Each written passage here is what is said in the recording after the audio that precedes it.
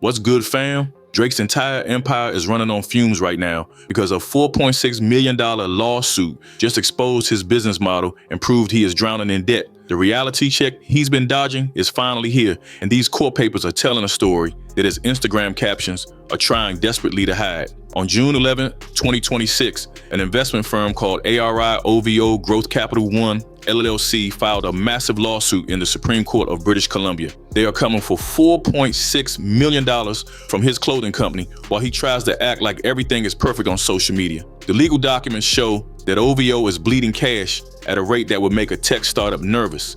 Because here is what the court filing also says. Despite that $72 million in revenue, OVO lost $8 million in EBITDA in 2024 alone, and approximately $12 million in cumulative losses from 2022 through 2024. Even though the brand brought in $72 million in revenue during 2024, they still suffered an $8 million loss that same year. It gets even worse when you look at the total losses because the company has burned through $12 million in just 2 years. This completely destroys the image of Drake as some genius mogul who turns everything into gold. The facade is falling apart so fast that he is reportedly in talks to sell a 50% stake in OVO to Authentic Brands Group just to handle the debt. Drake is no longer the powerful CEO he claims to be in his verses, and he looks more like a minority shareholder in his own brand. And the second that 50% leaves his hands, OVO stops being Drake's OVO in any meaningful sense. While all of this litigation is unfolding in the background, Drake has also been linked to an alleged conversation about selling 50% of OVO to Authentic Brands Group, one of the largest licensing players in the business. Reports broke this week, originating from Puck News, that Drake and his team are in advanced discussions to sell a 50% stake in October's very own to Authentic Brands Group. You cannot claim to be the king of the industry when you are basically working for the people who have to bail out your retail mistakes. This financial desperation is the real reason we saw that massive 43-song dump back in May of 2026. He dropped 3 albums called Iceman, Habibti, and Maid of Honor all at once just to grab some quick royalties. While fans thought they were getting a buffet of music, industry experts were calling it a blatant streaming manipulation strategy to pay off collectors. Financial analysts suggested this track count was engineered to generate immediate cash to pay high interest debt that is clearly piling up. This strategy of quantity over quality backfired because even his loyal supporters said the release was annoying and over the top. And now the scrambling has a paper trail. Because think about the macro picture for a second.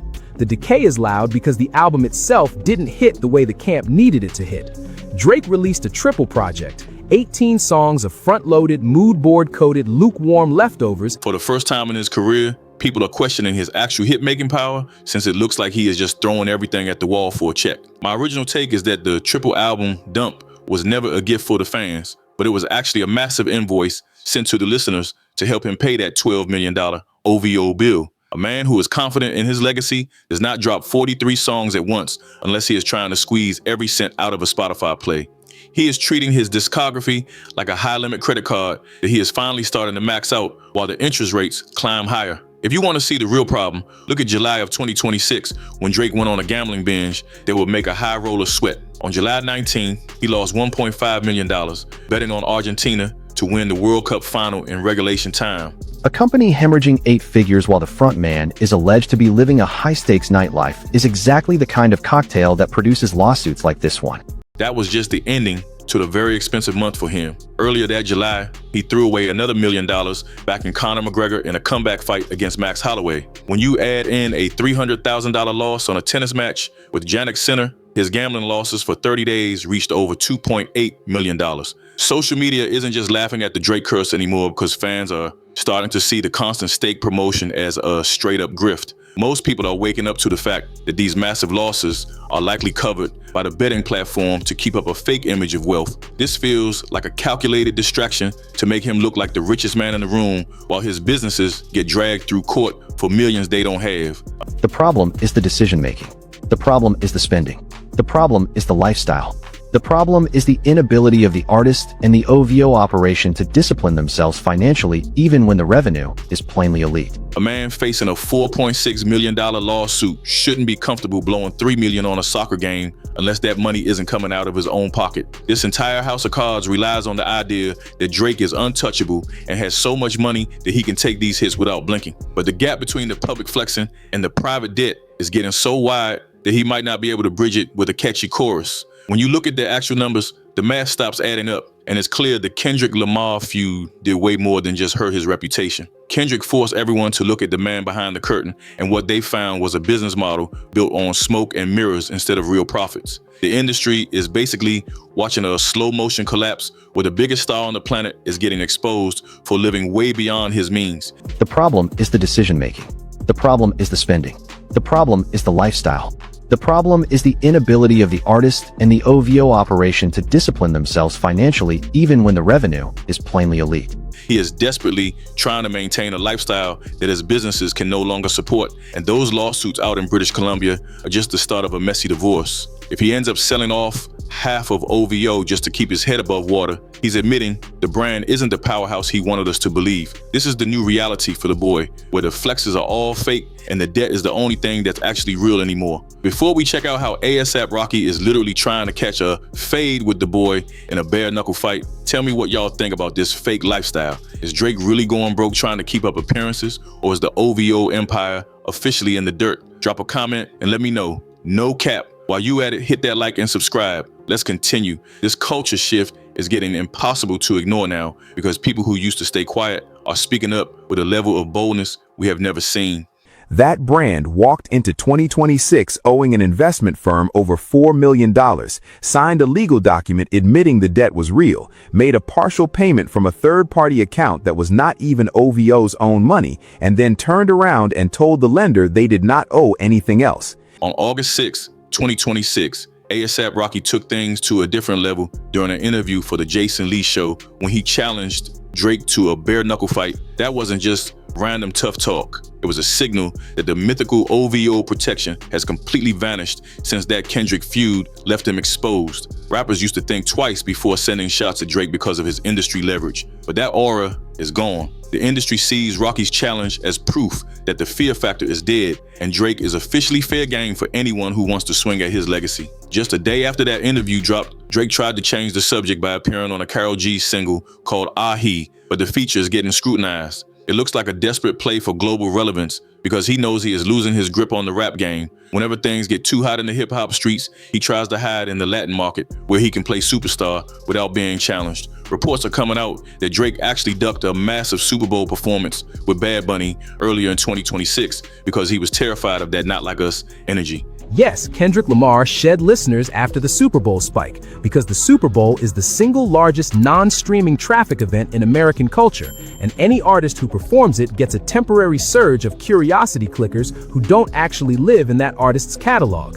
He supposedly realized that being on that stage would just invite more comparisons to the way Kendrick dismantled him, so he chose the shadows over another public humiliation. My take on this situation is that Drake is making a massive pivot to the Latin market and female pop because the hip-hop core has officially evicted him. He sees the writing on the wall and knows that the crown he used to wear is sitting at a different table now. He is trying to find an audience that doesn't care about the receipts Kendrick dropped or the $4.6 million lawsuits stacking up against him. Speaking of those lawsuits, Drake pulled one of the most desperate diversions of his career on August 4th, 2026, when he hosted a $1 million party in Toronto. He handed out stacks of cash and brand new G-Wagons to female entrepreneurs, acting like he didn't have a single worry in the world.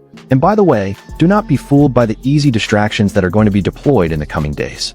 Streaming plaques will be flexed. Tour numbers will be flexed.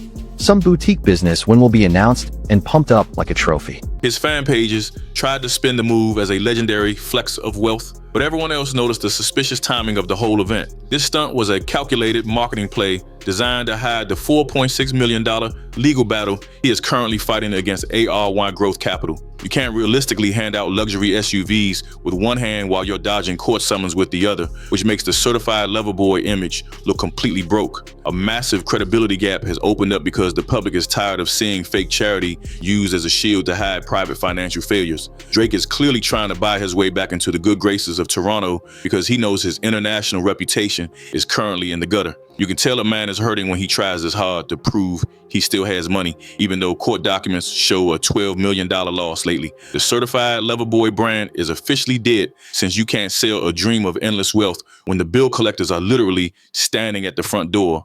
That brand walked into 2026 owing an investment firm over $4 million, signed a legal document admitting the debt was real, made a partial payment from a third-party account that was not even OVO's own money, and then turned around and told the lender they did not owe anything else. He's fighting to maintain a lifestyle that his businesses can no longer support, and fans are finally realizing that his whole empire might be a house of cards. This whole situation is some nasty work that shows the Kendrick feud was just the beginning of the end for the whole OVO era. When you add up the $4.6 million lawsuit, the desperate 43-song streaming dump, and the fake gambling flexes, the picture is clear. Drake isn't the king of the mountain anymore, so he's frantically trying to pivot into any market that is still willing to have him. The entire hip-hop world has already moved on, and nobody is looking back to see if he can ever catch up. His whole empire is crumbling, and all the G-Wagons in Toronto won't stop the truth from coming out in the Supreme Court of British Columbia. Before we see how the boy tries to spin his next business failure, tell me if he's pivoting to the Latin market because he's scared or just following the money. Tell me what you think in the comments. No cap. And while you're at it, hit that like and subscribe button. Let's continue with the rest of the story for today.